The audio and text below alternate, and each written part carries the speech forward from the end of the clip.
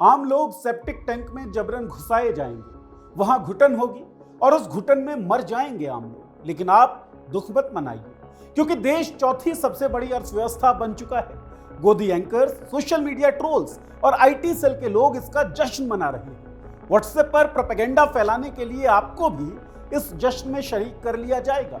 आप इकोनॉमी के आंकड़े इस व्हाट्सएप ग्रुप से उस व्हाट्सएप ग्रुप में फैलाते रहिएगा और आम लोग सेप्टिक टैंकों में जबरन घुसाकर मारे जाते रहेंगे। जी हां, घटना है जयपुर की। एक ज्वेलरी फैक्ट्री का मैनेजमेंट अपने कर्मचारियों को सेप्टिक टैंक में उतरने को कहता है ताकि क्लीनिंग और मेकिंग के बाद बचे हुए सोने चांदी के टुकड़ों को निकाल सके। कर्मचारी मना करते हैं। कंपनी पैसों का लालच देती है, कहती है सेप्टिक टैंक में उतरो, एक्स्ट्रा पैसे मिलेंगे।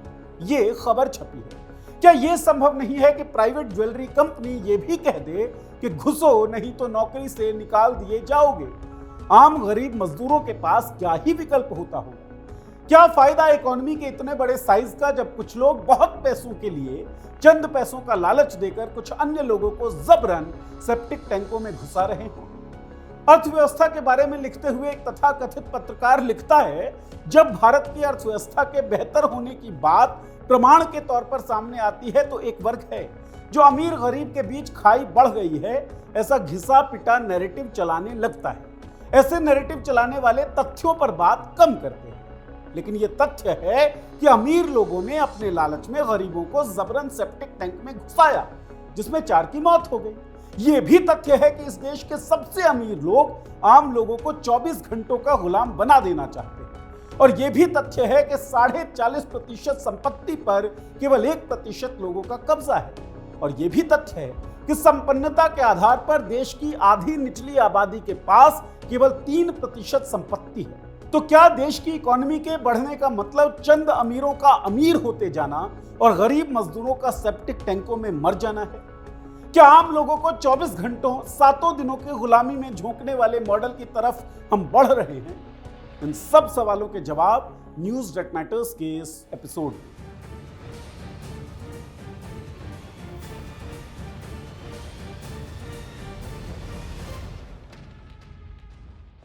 नमस्कार, मैं हूं नीरज और आप देख रहे हैं पॉलिटिक्स।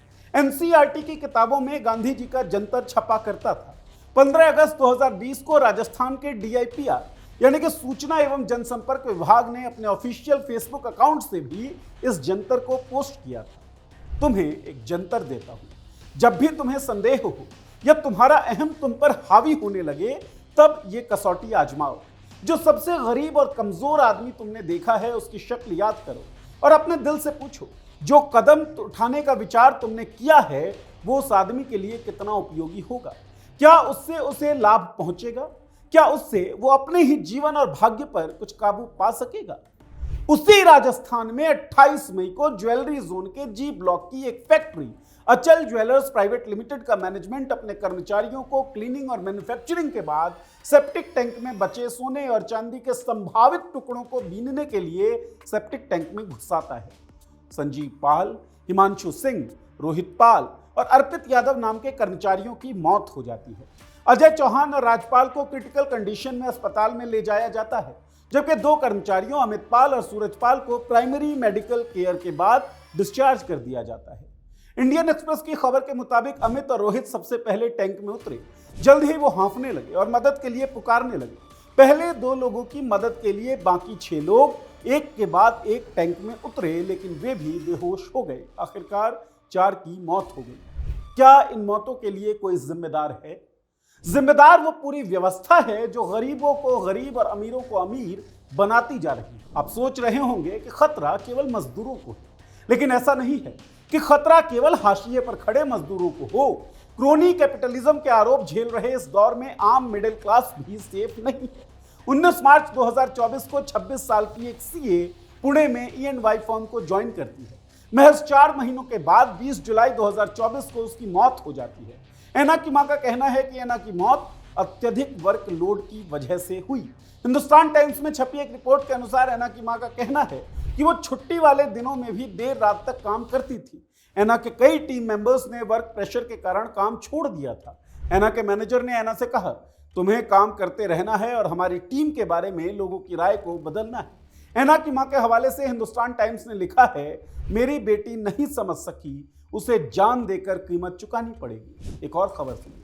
24 सितंबर 2024 को लखनऊ के विभूति खंड शाखा के HDFC बैंक की deputy vice president Sadaf Fatima काम के दौरान अचानक बेहोश हो गई और गिर पड़ी, मौत हो गई। उसकी एक सहकर्मी के हवाले से द हिंदू ने लिखा है, वो अत्यधिक वर्क प्रेशर के कारण स्ट्रेस में थी।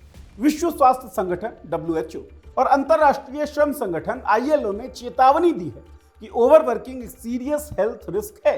रिसर्च बताते हैं कि लंबे समय तक काम करने से हृदय रोग जैसी स्वास्थ्य समस्याओं की संभावना बढ़ जाती है और जीवन प्रत्याशा भी कम हो सकती है। बिजनेस स्टैंडर्ड की एक रिपोर्ट के अनुसार भारत सबसे लंबे समय तक काम करने के मामले में दुनिया में 13वें नंबर पर है। औसत भारतीय कर्मचारी एक सप्ताह में 46.7 घंटे काम करता है, जबकि काम करने वाले लोगों में आधे से ज्यादा लोग हर हफ्ते 49 घंटे या उससे ज्यादा काम करते हैं।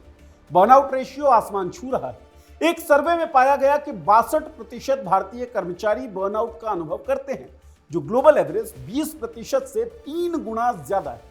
इन सब के बावजूद भारत का पूंजीपति वर्ग चाहता है लोग एक सप्ताह में 70 से 90 घंटे तक काम करें और इसके बदले वो भुगतान भी नहीं बढ़ाना चाहते। इकोनॉमिक टाइम्स द्वारा अपने अपने क्षेत्रों या मार्केट कैप के हिसाब से टॉप 35 कंपनीज का अध्ययन किया गया। इसके अनुसार भारत में CEOs और औसत कर्मचारियों के कंपनसेशन के बीच के अंतर पहले के वर्षों की तुलना में बढ़ गया है। ज्यादातर जगहों पर यह वृद्धि 20 से 60% के बीच है, जबकि कुछ ऐसे भी संस्थान हैं जहां यह लगभग 2 गुनी हो गई है। पैसा देंगे कौड़ी भर, गुलामी कराएंगे उम्र भर वाला सिद्धांत लोगों से राइट टू लाइफ छीन लेने जैसा है। तो साहब कुल जमा यह है कि अगर आप इतने सशक्त हैं कि राइट्स की बात कर पाएं, तो आपका राइट टू लाइफ खतरे में है। और अगर आप आर्थिक सामाजिक तौर पर इतने कमजोर हैं कि राइट्स की बात तक पहुंच ही नहीं पाते, तो आपकी लाइफ ही खतरे में है। लेकिन आप इन खतरों की चिंता मत करिए। भारत विश्व की चौथी सबसे बड़ी अर्थव्यवस्था बन चुका है। व्हाट्सएप पर ग्राफिक्स और वीडियोस आने लग गए होंगे, उन्हें शेयर करते रहिए और भूल जाइए कि जयपुर में चंद अमीरों की लालच ने गरीब मजदूरों को सेप्टिक टैंक में घुसाकर मार दिया। भूल जाइए कि मल्टीनेशनल कंपनी में काम करने वाली 26 वर्षीय CA वर्कलोड की वजह से मर जाती है। भूल जाइए कि एक सीनियर बैंक कर्मी वर्क प्रेशर के कारण बैंक में ही गिरकर मर जाती है। भूल जाइए इस देश की 40.5% संपत्ति केवल 1% लोगों के हाथ में है। और भूल जाइए कि देश के टोटल इनकम का 57% हिस्सा टॉप 10% आबादी के पास है। ये सब भूल जाइए, क्योंकि देश चौथी सबसे बड़ी अर्थव्यवस्था बन चुका है और शायद गांधी जी का जंतर कहीं फाड़ कर फेंका जा चुका है।